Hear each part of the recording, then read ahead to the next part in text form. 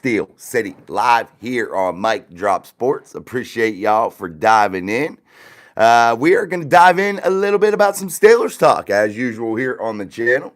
What's up, Joshua Shields? What's up, Miss Pig? Good to see you guys in the chat. Make sure you're double tapping that screen, hitting that like button for us. We truly, truly appreciate that. I hooked up my soundboard. Maybe we got some sounds today. I don't know. Hey, we do. I don't know how annoying it'll be, but we'll use it for a little bit. We'll see how it works. But again, we're just trying to add shit here, trying to make things cool. So we'll see how that all works. We got some different ones on there. We could boo, yeah, we could do that. We could do the cheers, all that good stuff. So. Yeah, we got some stuff in the hopper here, man, that maybe we can make some things fun with. What's up, DJ Thomas? What's up, JD? What's up, TD? Good to see you guys. Yeah, the Steelers playing the Vikes in Dublin. That seems to be the big one that was leaked there. So we knew they were playing in Dublin, Ireland, but we now know it's going to be week 4 against the Minnesota Vikings. The Vikings kind of got a raw deal. They go back-to-back international games there, playing the Browns in London, I do believe, the week following. So the Vikings with a very brutal stretch there, but the Steelers, they are playing the Vikings in Dublin, but man, Mike Tomlin cannot be Mike Tomlin in this situation, guys. He cannot do it. He has to stop the "I'm Mike Tomlin, I'm right. I'm Mike Tomlin. We do Steeler things, Steeler way only." He has to adjust here. And when you're going over to games like Dublin in Ireland, you have to break tradition. You have to break your pattern a little bit. You have to figure out ways to adjust. And that's the big thing here this year for Mike Tomlin, in my opinion. That is getting yourself into a different rhythm, getting yourself into allowing your brain to function in a different way and allowing yourself to say, I got to get my guys over there as early as possible. I got to get them in Ireland as fast as I can. I got to get them over there adjusted to that time frame. I got to get them adjusted to a practice schedule. I can't leave 3 days prior to playing and expect there to be a good outcome there. Y'all remember the 2013 Steelers. Where was that game? London or something, Wembley or somewhere. I don't know. But I remember you can't be that way if you're Mike Tomlin. You can't just go over there and expect to be Mike Tomlin's way or no way. You have to adjust here, and that scares me about having significant, meaningful games such as the Minnesota Vikings games, playing the NFC North this year. You got to be on your toes, and you can't afford to take all losses there. You got to be able to come away with some wins inside of that NFC North division. So Mike Tomlin has to be able to adjust here, guys. That's going to be the biggest takeaway from this schedule so far is that. DJ Thomas, I really feel like these next 2 years, the Steelers will finally bloom into something. Just hope they can keep the band together long enough. And that's the thing, DJ. You know, franchises, sometimes they feel like we're on the right path. We're on the correct road here. But in today's world of free agency, in today's world of just professional sports, the climate is just so different. It's not like the 70s Steelers when you could keep complete teams together basically for a decade. It doesn't work that way anymore. And it is very hard with the way the salaries are, with the willingness of franchises. The first time a guy has a good season, a franchise is going to swoop in and pay that player as much as they possibly can to get them and woo them away from their current team. That's the world we live in, and it's a sad world. But how do you fix that? You have to be a good, solid general manager. And I think the Steelers have made a couple missteps with some of these contracts. And how you fix that is what? You get proactive. You can't wait. You cannot wait until the market resets itself year after year in order to sign some of these bigger name players.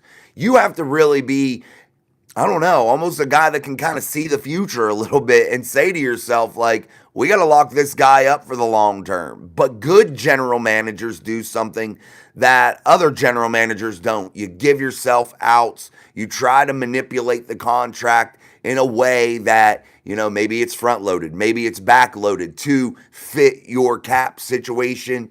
But good general managers manipulate the contracts. That's what I'm trying to get at here. And you can't wait again until you reset the market every year when a new player achieves the highest plateau. You can't allow that to happen because you get behind the eight ball. If you know one of these big players like TJ Watt is coming down the pipe and going to need a contract extension, you got to figure out a way to do that a year or two early.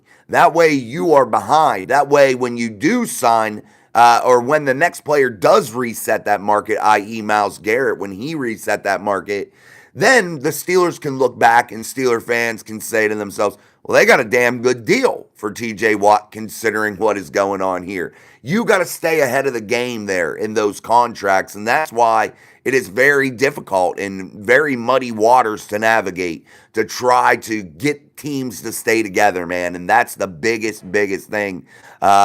It's the general manager, and it comes down to the general manager and the ownership on their willingness to negotiate, their willingness to get these contracts done. And, you're going to win some and you're going to lose some. And it's always a gamble when you sign a big deal with somebody, but you got to go into it expecting just that you're going to win some, you're going to lose some, and you got to just take your lumps and you take your victories just the same. So you can't be timid and scared about it. And I think sometimes here the Steelers have done that. They've lost out on players. They've not extended players maybe when they should have. So it's neither here nor there, but I agree with DJ. You got to try to keep the band together and continue to build this nucleus. And one good thing is you see the giant influx of young talent into the Steelers team, which is really, really exciting. You look at the offensive front. We were talking about them yesterday. Completely loaded up with young guys that are on first contracts, guys that are on second year in the second year of the league.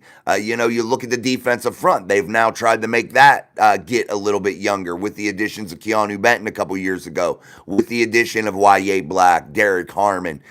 You see young Nick Herbig getting into the fold, becoming more and more active. You see a ton of those things. You see the addition of a Jack Sawyer, a guy that you're going to try to figure out where you're going to place him if you're the Pittsburgh Steelers and how you're going to utilize his abilities to be really, really good and have an effective NFL career. So a lot going on here, man. A lot going on. What's up, Jay Hook? What's up, Daniel Barry Sports Highlights? Steve Winters. Hello, Jason. Hope you and the family are doing well. I just want to thank you for taking time out of your busy schedule to do this kick-ass show. Looking forward to meeting you, man. Good to see you, Steve. Thank you, man. We appreciate it, dude. Definitely. Thank you, man. Thank you. Yeah, I like the little soundboard, man. We're going to use these little sounds. We'll figure out how to incorporate them into the show a little bit better. Austin Gosel. Hey, do you still think Aaron Rodgers is going to sign with the Steelers? I do, absolutely. And I think I got to say this, Austin, before we go any further. You will see the signing of Aaron Rodgers 1,000% before minicamp. And in my prediction, with what I'm seeing and the puzzle pieces that I'm putting together, I'm not claiming to have some source. I'm not claiming to have that. But from what my observations are and the way that I've taken this whole situation, I have said it before, but right now, in this situation, I currently think Aaron Rodgers signs before Friday. That's how I think this all goes. You have the schedule released tomorrow. I don't think Aaron Rodgers will try to upend the NFL with the schedule release and make everything look to be all about him. I don't think he wants that part of the drama. I don't think he wants to ignite the fans of the NFL and say that, it's all about Aaron. It's all about Aaron. I don't think he wants to go down that route. But I do think that you will see the signing of Aaron Rodgers definitely before minicamp. But I do believe it to be before Friday. I'm going to actually go out on a limb and say Thursday it's announced that the Pittsburgh Steelers are signing Aaron Rodgers, and maybe you'll get the contract details then too. Mr. Steeler fan, what's up? He says Aaron Rodgers will be here, people. He got married, and so that was his first priority. TJ Watt is getting franchise tagged. I don't know, man, if they'll franchise TJ Watt. Maybe they will. I don't know about that. You might be right, but I doubt it. TJ Watt's not a player you franchise tag, but I mean, if you had to, I guess you could to get through a year. You can tag 2 years in a row, no doubt. You can do that. We'll see what happens, though. TJ's going to be sticky. You could be on to something, Mr. Stiller fan. Mark Malone, Watt will sign a 3-year extension, most likely. Rooney would have made it clear that Rodgers was not in the picture. He has yet to do that. In fact, he has done the exact opposite. Yeah, guys, again, I think he signs Thursday or Friday. That's what I think. If I'm wrong, I'm wrong. But I truly believe that could be the case, man. Definitely. So, yeah, it's just a wait and see type game with Aaron Rodgers, guys. What's up, Armand?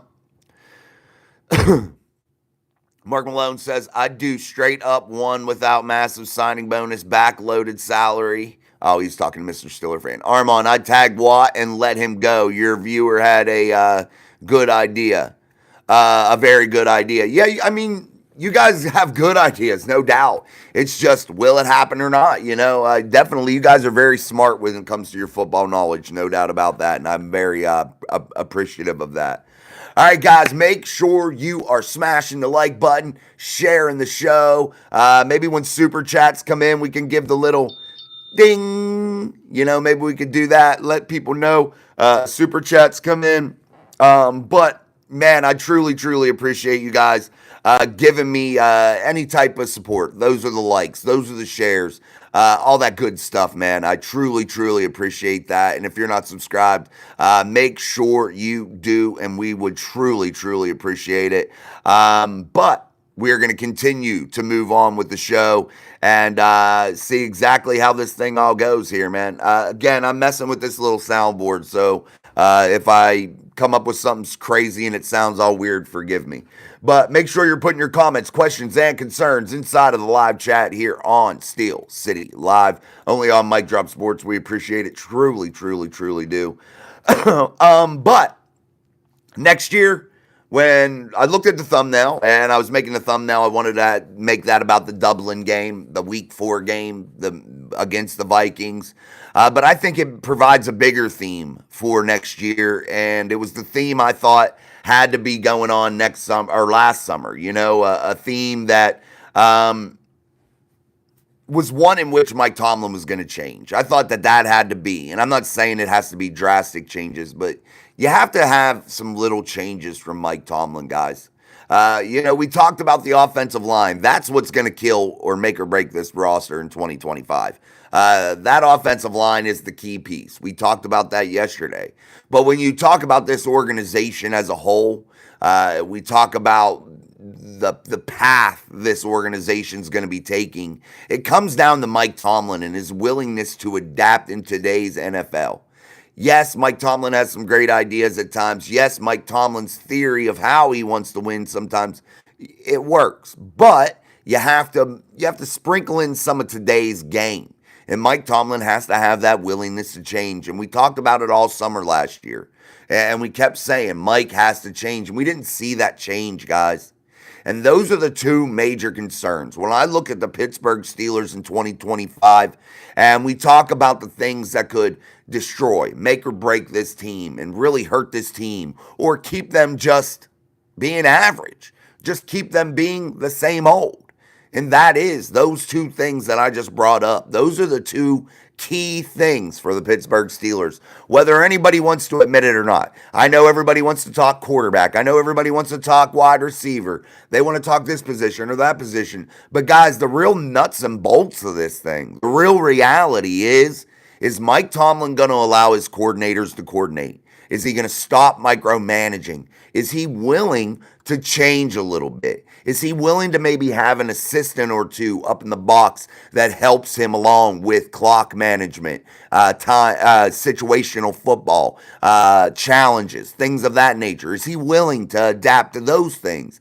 Because he sucks at them, guys. Let's be real honest about it. You know, as a head coach, you have a lot to worry about in game. You have to really have a good feel for the game. You have to have a good understanding for situations, things of that nature. But it doesn't hurt to take and swallow your pride a little bit and get a little bit of help to where you have people that are watching some of these things. Clock, timeouts, situations, challenges, things of that nature that necessarily don't have to tell you exactly what to do, but they lead you in a direction that's the correct one because they are outside of the headset. They are not inside of the game like Mike Tomlin is. And Mike Tomlin needs to accept that help and allow guys to help him along because in the heat of the battle, in the heat of the moment, sometimes you lose track and making split second decisions doesn't seem to be Mike Tomlin's forte.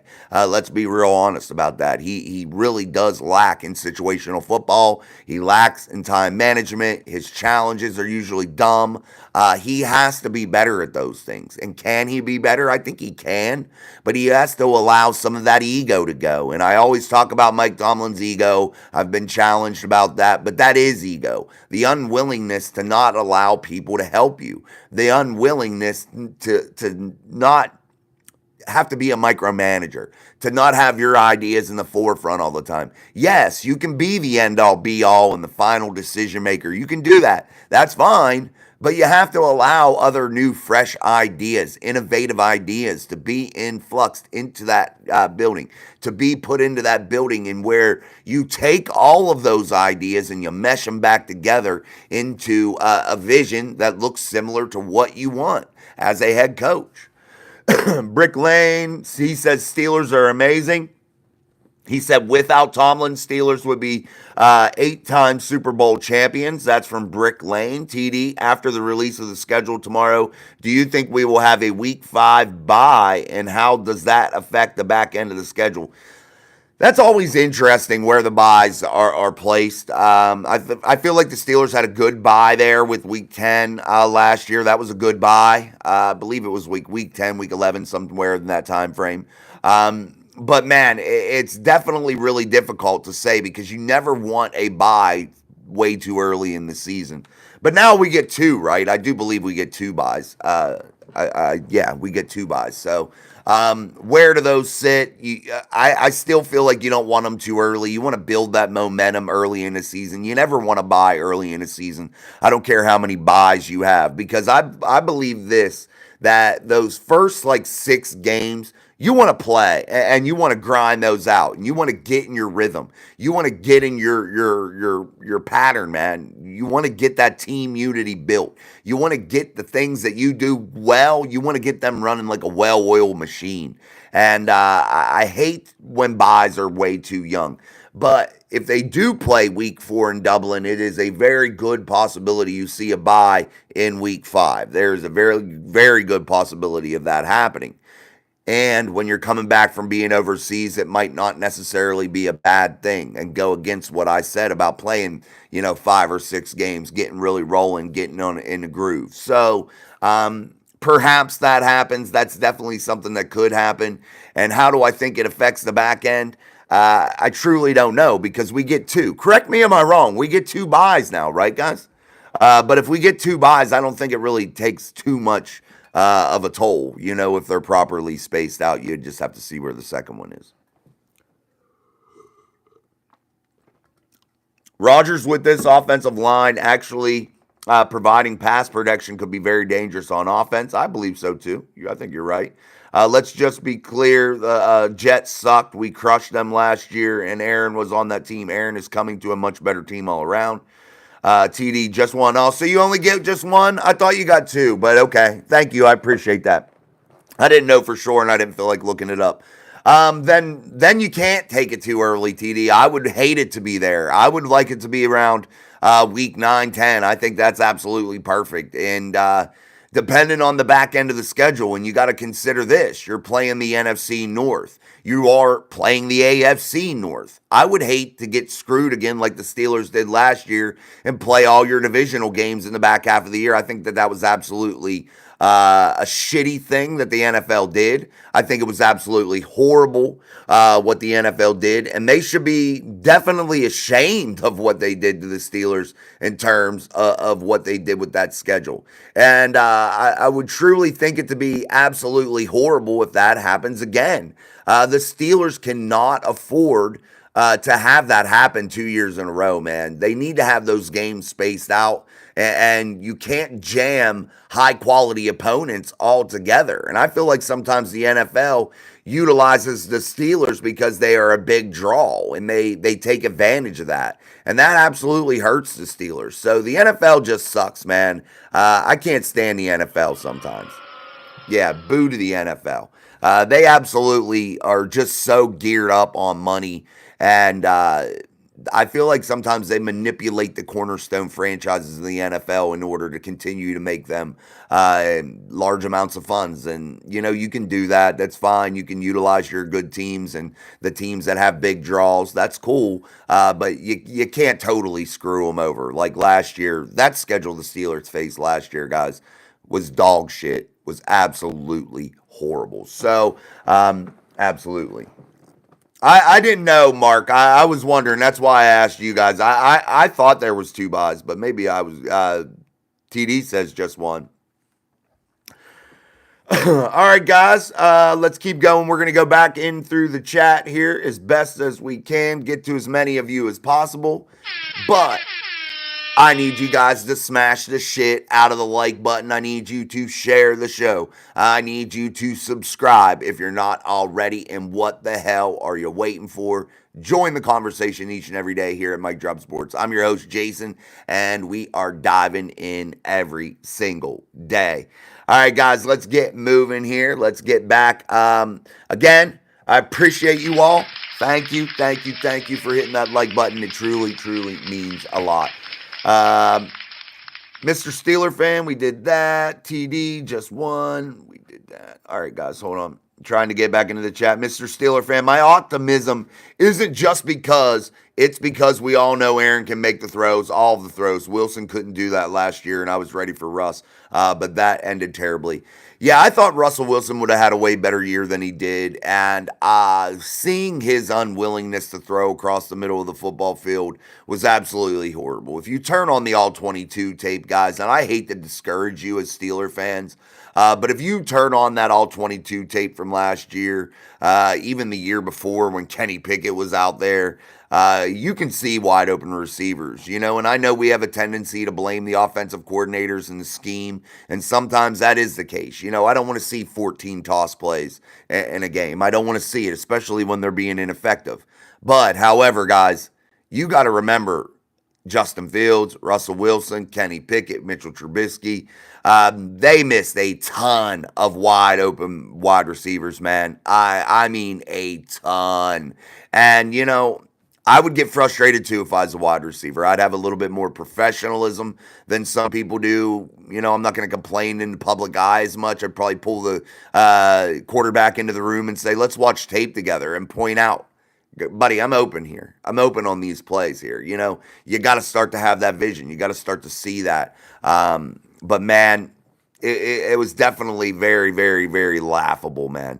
Very laughable that Russell Wilson would not throw over the middle of the field. Absolutely crazy. All right, guys. Let's keep going. Where we at? Steelers Nation 412. What's up, man? Miss Pittsburgh in the house, waving that terrible towel. Mr. Steeler fan, Vegas influences the NFL on scheduling. Absolutely, no doubt about that. Vegas influences a lot of shit, man. A lot of shit. Mark Malone, I know we're talking about it. I know they were talking about all the two buys. They might have been. Okay, two buys if we go 18 games. Okay. I knew I heard that somewhere. That's why I wasn't sure. I knew last year we had the buy at like around week 10, but I didn't know if the two buy thing was coming into play. Adam O'Neill, fire Tomlin. We will never win a playoff game. Another Tomlin hater. Yeah, guys, hey, I hear you. I ain't mad at you. I think Tomlin got a lot of deficiencies. But honestly, guys, it's not all Mike. It's not all Mike, but a lot of it is. A lot of it is, Mike.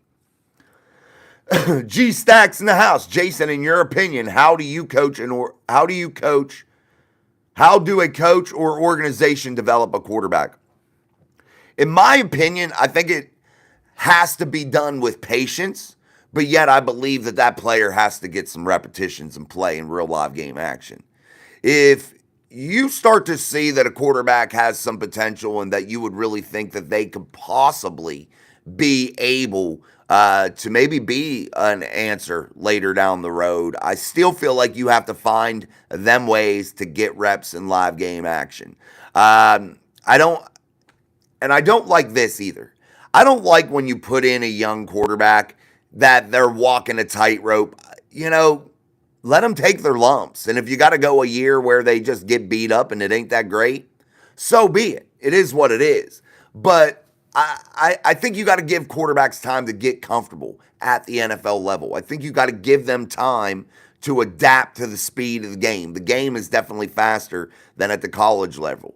But if I am developing a quarterback at the NFL level, the minute I bring them in, the emphasis for me has to be watching film. Tape,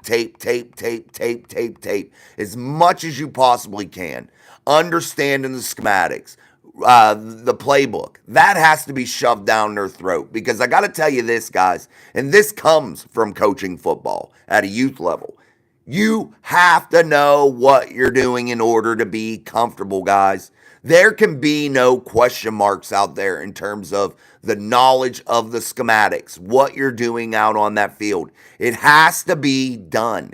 And until that player shows you as a coach that they are 1,000% down with exactly what you're doing and they have good knowledge and they understand the intricacies of running that offense, you can't put them out there. So until that day happens, you don't throw them out there unless you absolutely have to.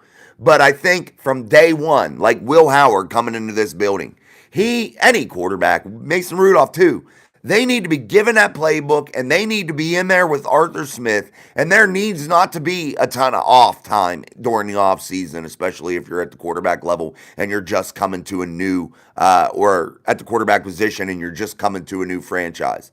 You can't do that. You don't get the luxury to do that. You need to be in the classroom. You need to be out on the field talking about schematics. Even if you just set up cones of where defenders are or bags, dummy bags out there, and you're taking snaps and you're dropping back and you're trying to get visuals on where defenders are going to be.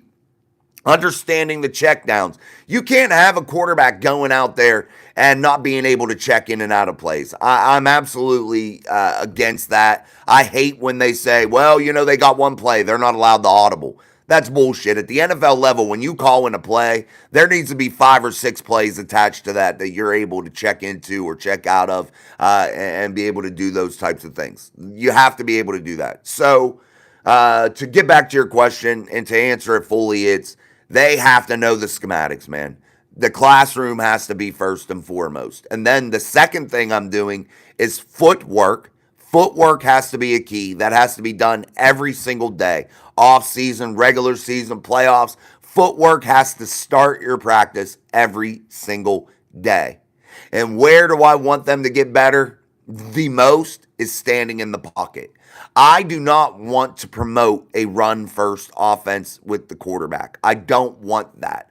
I don't want this RPO pulling it down, taking off bullshit. I think that is destroying quarterbacks. I think it is taken away from the quarterback position. It has given us a generation of quarterbacks that don't have the ability to stand in the pocket.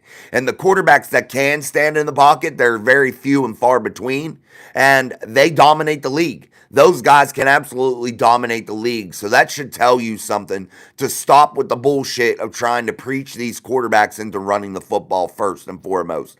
That doesn't work. So my top 3 priorities in developing a quarterback, and this is a long answer for something that probably didn't need to be. But again, schematics, books, understanding the offense, that's number 1. Footwork, number 2.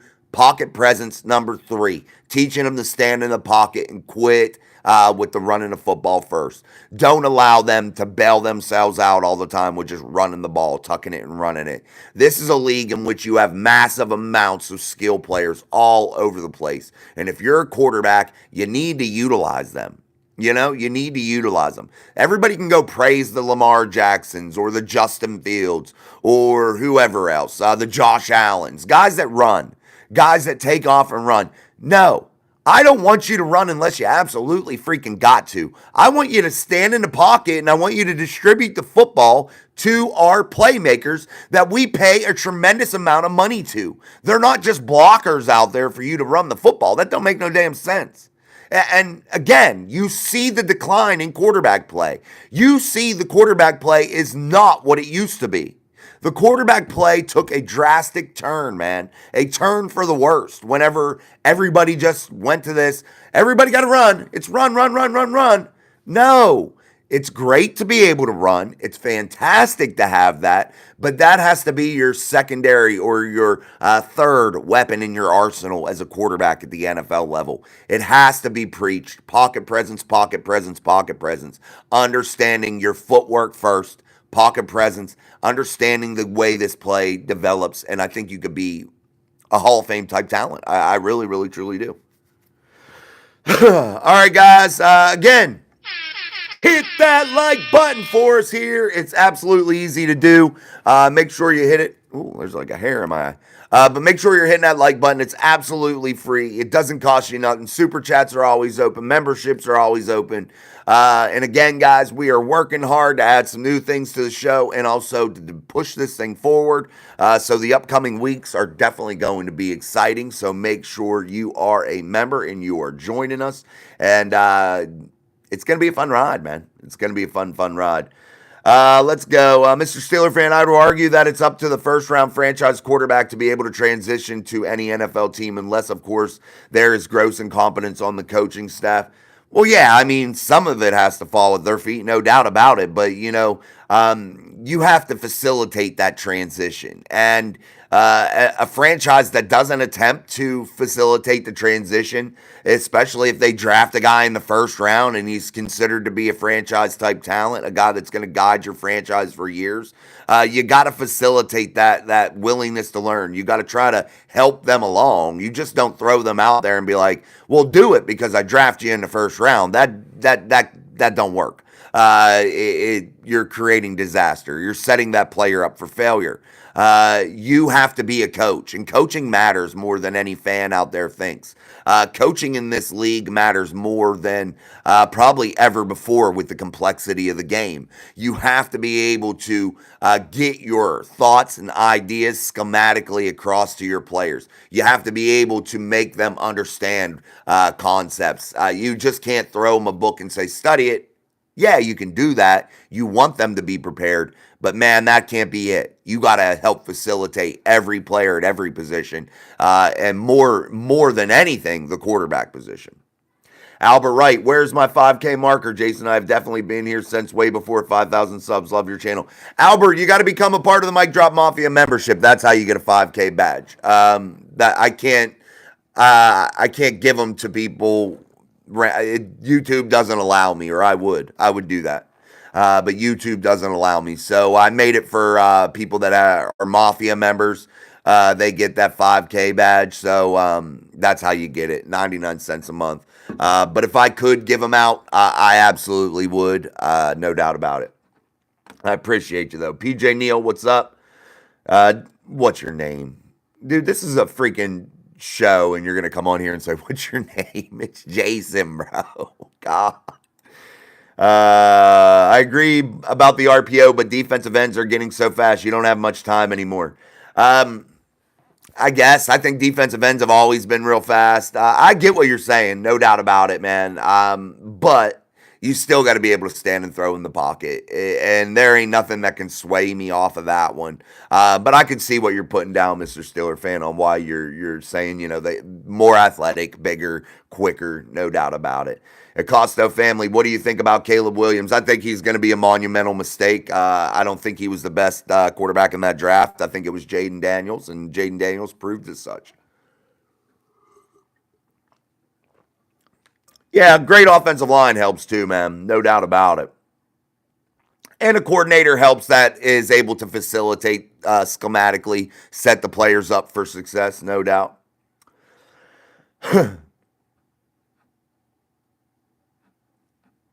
Yeah, he might do better with the new head coach. Yeah, you might be right. Metcalf NFL, is Tomlin's job on the line if the Steelers are first round exits? Guys, Mike Tomlin's job is never on the line until he wants it to be on the line. That's just facts. We talk about this every day.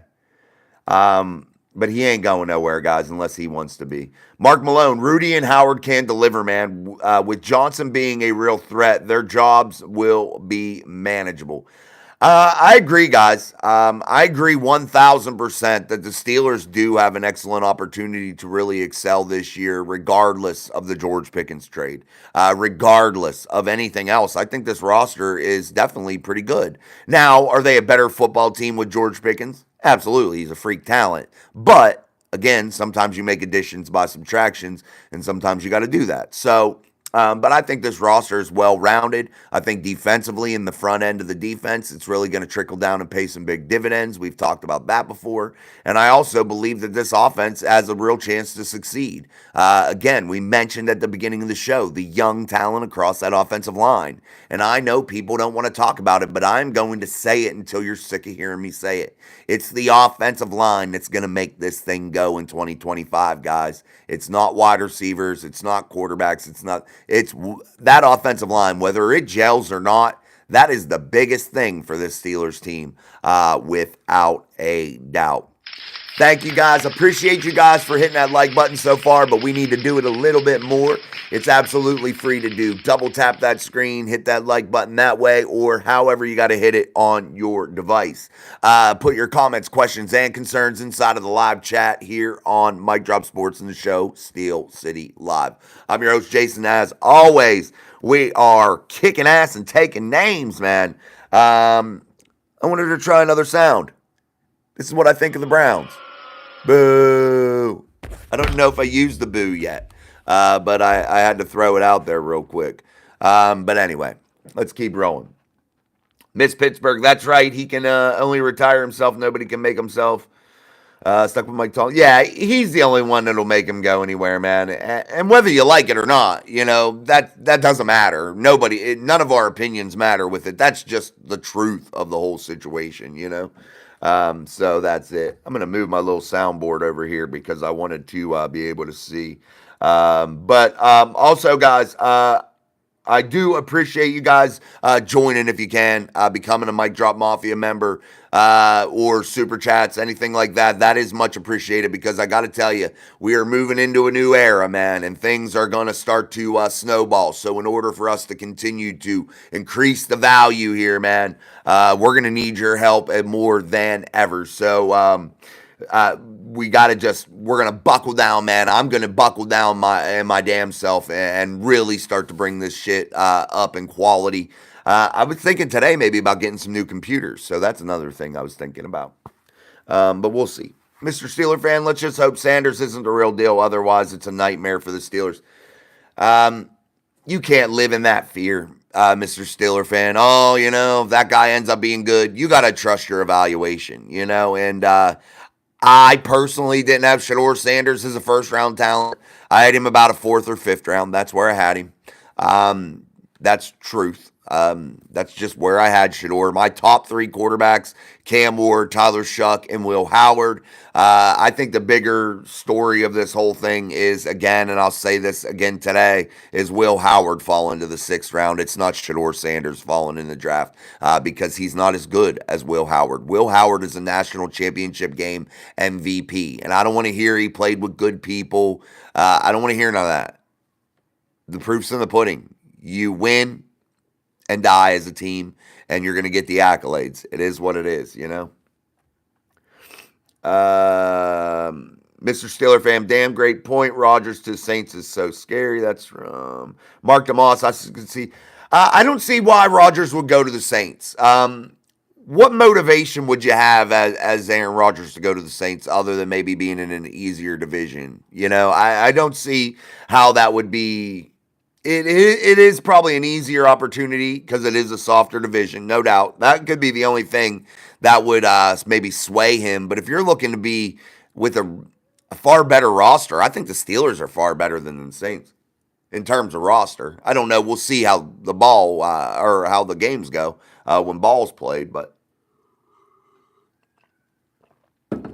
yeah, we'll see. We'll see, guys. Sorry, I keep hitting my little headphones here. Mark Collins, where were you? Hey, Jason, what do you think about the Steelers might sign Asante Samuel Jr.? I love it to play slot receiver. Um, Never hurts to have anybody in that lineage of NFL stardom, no doubt about it. But we'll see. I think he could be in a good acquisition. But guys, we have to remember this too. You never have too many DBs. You never have too many wide receivers. You never have too many people on the defensive front. You never have too many people in the offensive line room. It's all about depth in this league. So I'm not opposed to anybody, and especially a guy like that, and I think could come in and play the slot. But you did get guys like Eccles that can play inside and out. You did get Darius Slay in the offseason. You do still have Beanie Bishop that was playing well before the Cam Sutton experiment in the back half of the year. So I think, again, any addition is welcomed, and especially a guy like that I think would be definitely helpful. But that's another thing. We'll just have to see him wait until he's here. Excuse me, guys. I felt like I had to let a burp go. What's up, Jamal? He said, laughing my ass off. What are you laughing your ass off about?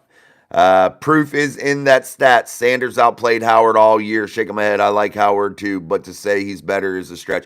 No, Sanders hit. I went back through, Jamal, and I respect your opinion, but it's not laughable. Watch the tape, man.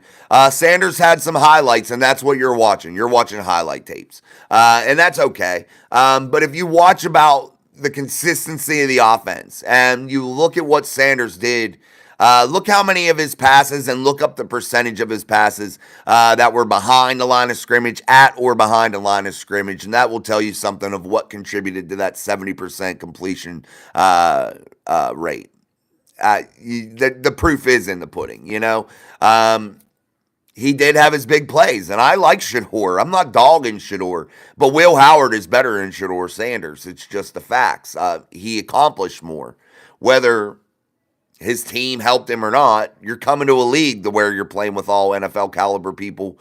So, I mean, I guess that will just transition for Will. You know, you're playing with all NFL people, I guess, at Ohio State.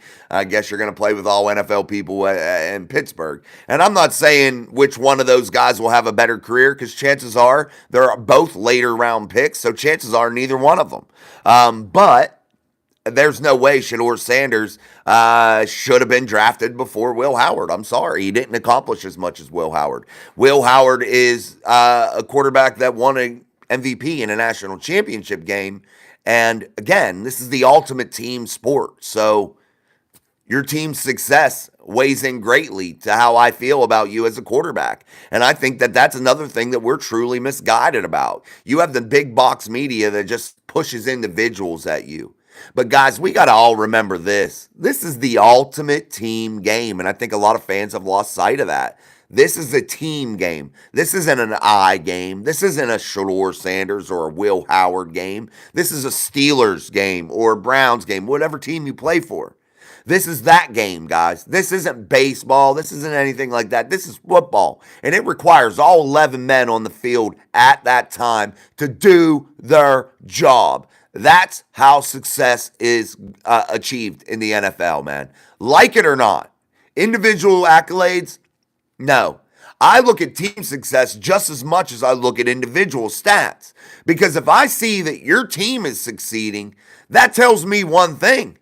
You're a player that can play as part of a team, and you're winning. And you're helping your team succeed. And your team is succeeding. So I am only looking for good team players. And that tells me that. And that may not make sense to some of you. And that's okay. That's okay, because we're allowed differing opinions. That's the key here. We're allowed differing opinions. But I look at this, I think, from a completely different perspective than a lot of people. And I got to see team success along with those individual accolades. The individual accolades without team success doesn't impress me. And when your team goes in and gets beat around by teams that you probably should beat, or at least be competitive with, that tells me something. That tells me something about the players on that team. Just is what it is. Kevin Lynch, do you have a backup team that you will pull for, being that Tomlin will never get us to another Super Bowl? Absolutely not. I'm no fair weather fan, Kevin. I'm Steelers. That's it. Whether it's good, bad, there is no backup plan for me. No. It's all about the Steelers, and I will never ever stray from that because, again, I'm not a bandwagon fan or a fair weather fan. I am an absolute diehard. All right, guys, hit that like button for us. We truly, truly appreciate it. Let's keep going here, Mr. Steeler fan and Jamal. Another thing, when you said proof is in that the stats, Shador played in and what did he play in? What conference was that? Remind me again. I'm just asking for a friend. Will played in the Big Ten. The one that won the national championship. You know that division, that league. Mr. Stiller fan, Mardi Gras. We have a much better and well-known golf course here in PA. Mardi Gras might be, yeah, it might sway. That might sway. You might be right. ZLR, hey, Mike Drop Sports. What was your draft grade for the Steelers? I don't do grades, but I'll go around a B in my guess. I don't know how you do draft grades. It's really, really hard. Lindsay donates 5 Mike Drop Sports memberships here on the channel. Thank you, Lindsay. We truly, truly appreciate you, Lindsay.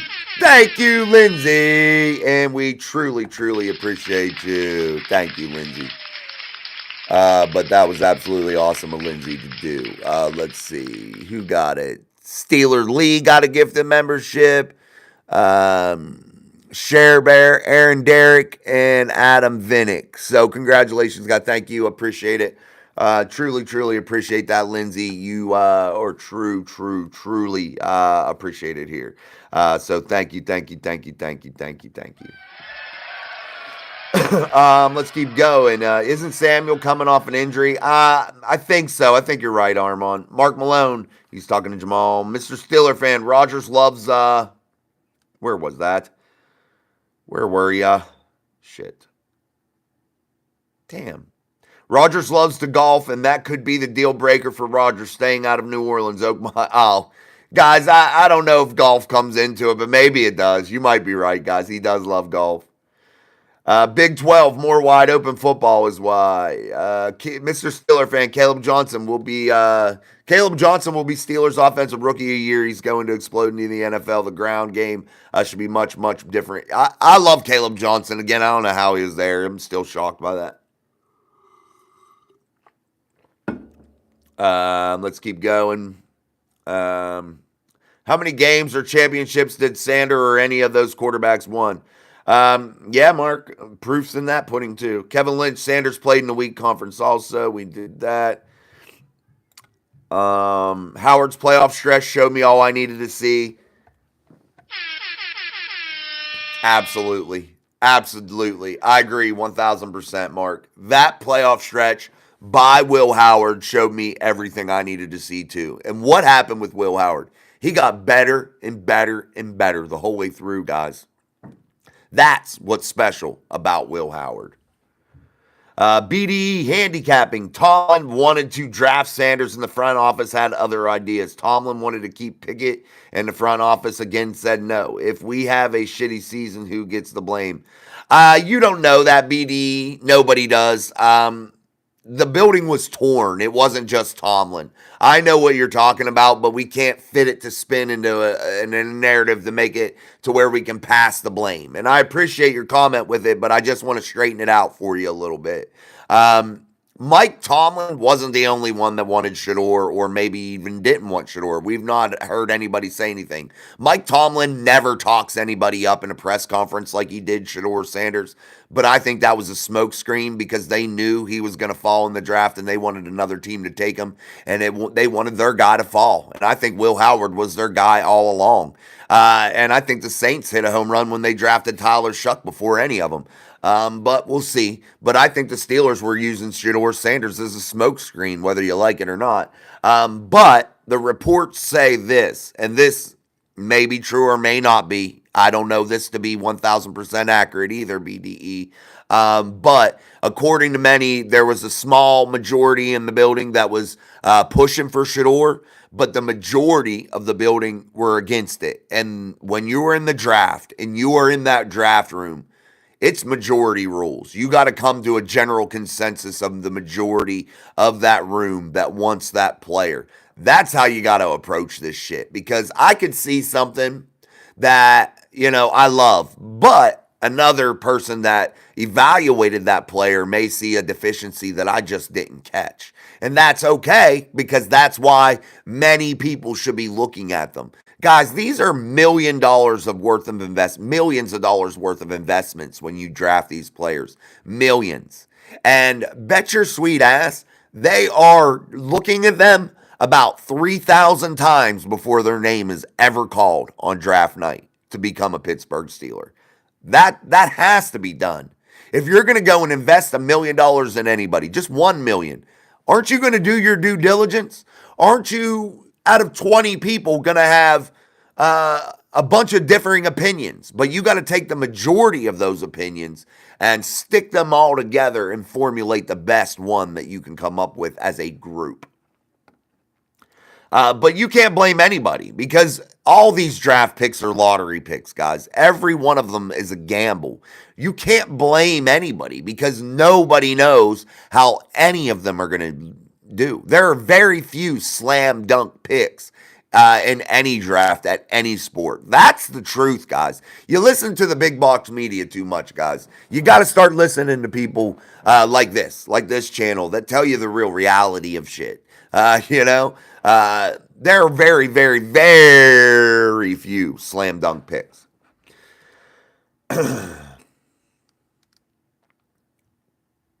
Let's keep going here.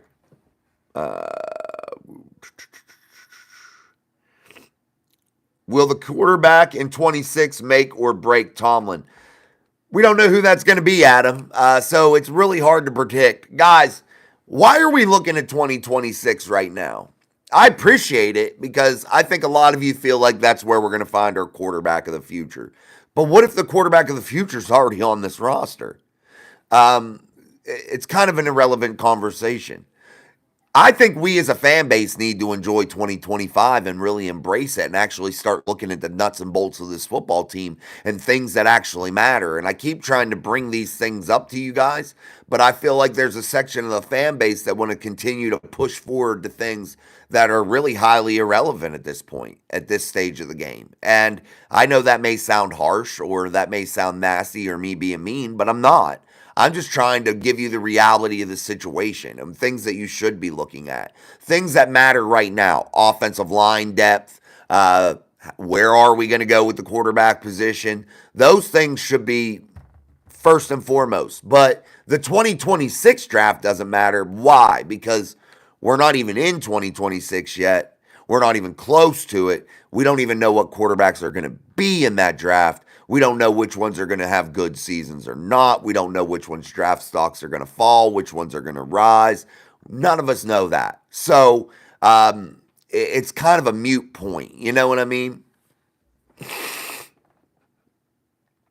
Steelers fans said the exact same thing about Kenny Pickett. Maybe we should start drafting legit players and not fan favorites. Clearly, the fans are clueless. I think Will Howard's a legit player, and I don't think he was a fan favorite. I don't think that to be the case, BDE. And I don't know if you were referring to him as a fan favorite or not. And I agree with you. Kenny Pickett should have never been drafted by the Pittsburgh Steelers, especially at number 20 overall. I, myself, tried to speak it into existence. I wanted nothing more than Kenny Pickett to be good. But you know what? It failed. And he had no backbone. He had no spine. And he wasn't worth keeping around. So, but again, I don't think Will Howard was a fan favorite. So we'll see. All right, guys, that is a call to hit the like button. When you hear that sound, make sure you are making sure you have that like button hit for us here on Steel City Live, only on Mike Drop Sports. I'm your host, Jason. As always, we appreciate you for diving in. We're going to continue to go for a little bit longer here. Mark Collins, Sanders is as good as he is going to get. Howard has way more ceiling than Sanders. Facts. Sorry, guys. I'm trying to get through the ones you were talking back and forth. Mark DeMoss, how's your RO line going to look this year? Asset or liability? I think it could go either way. I think it's a real 50-50 chance, What is the health going to look like of Troy Fautanu? Is he going to be able to remain healthy? We only got to see him one game last year. as a starter. So that's something that has to really come into play. How's Broderick Jones going to handle year 3? I think he'll handle it really well. I think he's been putting in the effort this offseason. I think his work will shine through in the when we get to the nuts and bolts of this thing and get the pads on. I think you'll start to see an improved Broderick Jones, a healthy Broderick Jones, and a more experienced, a smarter Broderick Jones in year 3. I think where you're going to start to see a decline in that offensive line is Isaac Seumalo due to his age. I think you hit the lottery with Zach Frazier, the best center out of that draft, in my opinion, and I'm going to continue to stand on that one until I'm proven otherwise. And I think you guys got, or we got guys like Mason McCormick that stepped up that had no business starting last year, but he did, and he handled it as well as anybody could have expected, maybe even better than a lot of us could have expected. So I think it has a chance to be more of an asset than a liability. I think that they can start to gel. But guys, I got to remind you, it takes offensive lines 2 or 3 years to really start to be cohesive groups and start to gel. But that is the most important part of all this. And that's why I keep saying it's a real 50-50 chance. And it could really derail a promising season if they aren't, if they're not coming together. Where are we at? Mr. Steeler fan, none of us have a crystal ball except maybe me, and I'm not sharing. Oh, I appreciate it. You should share it. All right, Jamal McCollum, love Will Howard. He's a winner. Big pun. I wouldn't trust Tomlin with the development of a first-round quarterback investment ever again. If he ruins a 6th rounder, so be it. Yeah, but Kenny wasn't your typical first-round pick. He had no business being picked there. And you know, can we blame Tomlin for his development? We quickly saw that once there was any type of adversity placed in front of Kenny Pickett, he wanted out. So, you know, that's not on Mike. And I'm hard on Mike Tomlin. I'm hard on him. I point out all his deficiencies. But Mike Tomlin can't be blamed because a guy don't have no guts or no intestinal fortitude, no real spine, no real want to be good, no battle in them. That's not Mike's fault, you know. And I'll blame Mike for a lot of things, but that one I can't blame him for. Let's go, people. Let's hit the like button. Let's hit the subscribe button. Listen to Miss Pittsburgh and wave that terrible towel. Adam Vinnick, what are the chances they sign Asante Sandoval Jr. in July? Put him in the slot this year, then move him outside in 2026.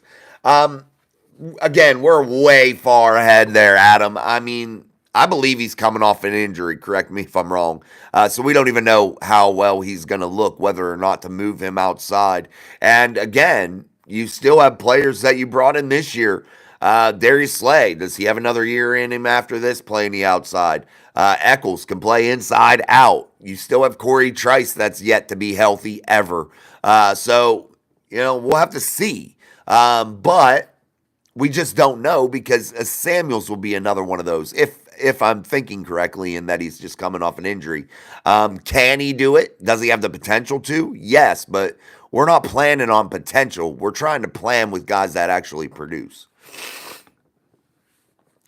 Mr. Stiller fan, I think the offensive line makes strides, and that is good for everyone else on offense. Dominance up front wins games. Jones at his natural position makes me smile. Yeah, I don't think the position matters. I don't. That's out of Broderick Jones's mouth, not Jason's mouth. Broderick said it didn't matter to him, but hopefully he is more comfortable.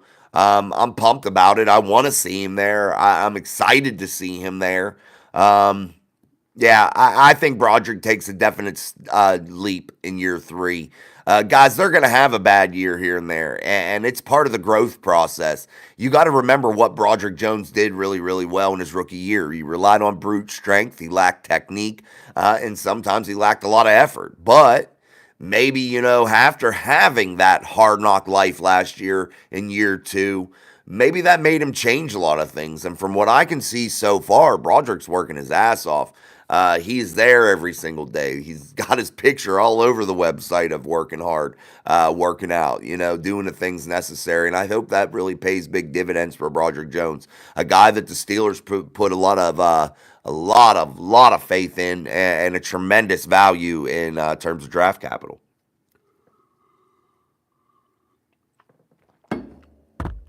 I hope you're right, Mark. I hope you're right, Mark Collins. He says he wants Will Howard from day one. He said that. I hope you're right. I'm pumped about him. Jamal McCollum says, I think we missed the playoffs this year, honestly. Yeah, I mean, I wouldn't say you could be wrong with that one. Armand, O-line, Pittsburgh's biggest issue. Don't trust Jones and Troy F. Always injury prone. Sam Allo average. I like Frazier and McCormick. Mark DeMoss. Will Broderick Jones play left tackle this year? He struggles out of position. It seems like he will play left tackle this year. But again, guys, I think you're all, as fans, making the position bigger than what it is. I think Broderick just had issues. And I think he needed to iron those issues out. And I don't think it mattered what side he was playing on. I think those issues would have been prevalent. So when the player himself says that it doesn't matter to him, that he feels okay at both sides, we got to trust in that and not try to cast blame. We just got to say to ourselves this. Broderick had issues. He admitted his issues, and he seems to be working on those issues. And all we can do now is hope that those things start to fix themselves. Kevin Lynch, I wasn't optimistic about Howard until I watched Gruden's quarterback class. He's really smart, quick-minded. Now I want to see him play. Yeah, and I think that Kevin is overlooked a great deal with NFL quarterbacks, especially NFL quarterback draft prospects, guys coming into the league, is intelligence, processing speed. When you talk about quick-minded, that's the term we need to use, processing speed. That is what pays big dividends for guys coming into the league. Your ability to be able to process things at the NFL level is clutch, as a quarterback.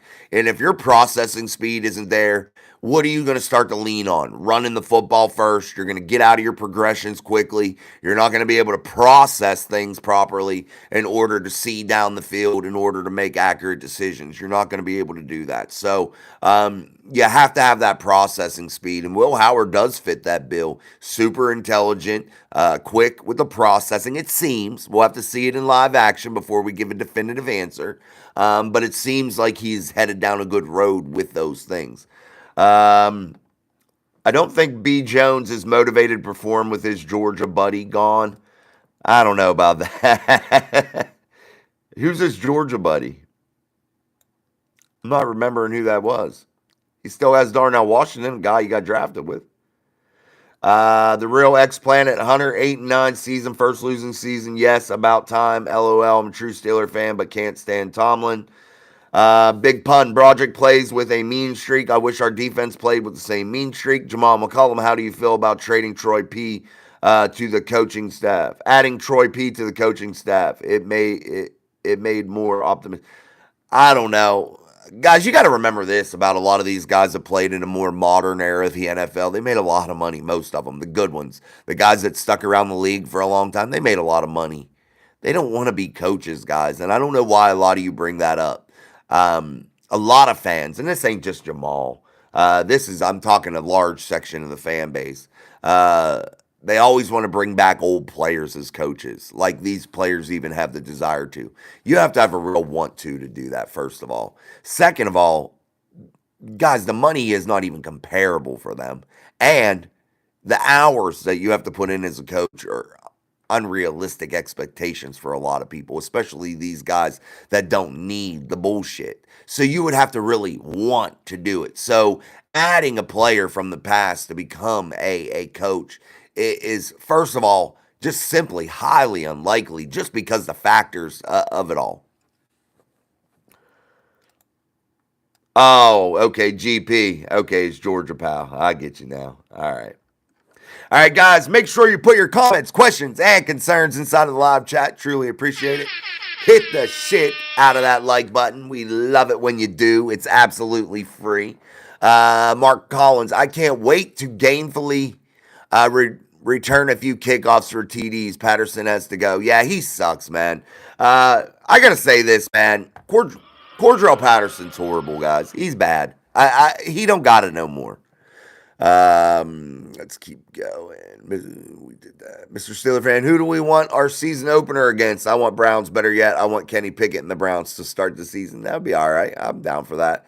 I don't really care. I'd like to start getting some of the division games out early. I would like a little bit of a cakewalk game in the first one to get on a roll, especially until we know who's at the quarterback position. Tim Manto, people want to coach when they are bored as AF. Just look up Gilbert Arenas videos of him talking about him killing time when he retired.